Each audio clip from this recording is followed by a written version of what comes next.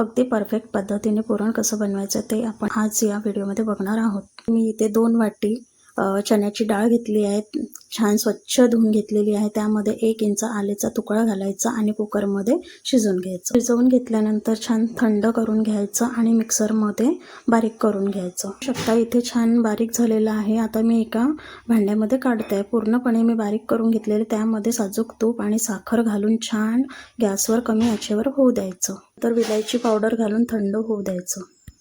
इथे मी एक छोटासा कणकेचा गोळा घेतला आणि त्याला छान पातळ लाटून घेतले। त्यामध्ये पुरणाचं सारण भरूया आणि त्याला पॅक करून घेऊया। साईडला तावा गरम करायला ठेवलेला आहे। ताव्यावर छान तूप घालायचं आणि पातळ पातळ अशा हाताने हे करून घ्यायचं। तुमच्याकडे कशा प्रकारे केल्या जाते ते मला कमेंटद्वारे नक्की कळवा। अशा प्रकारे दोन्ही बाजूंनी छान शेकून घ्यायचं आणि तूप भरपूर घालायचं। दोन्ही बाजूंनी खरपूस होईपर्यंत शेकून घेतलेल्या आहेत। आता मी एका प्लेटमध्ये काढून घेते।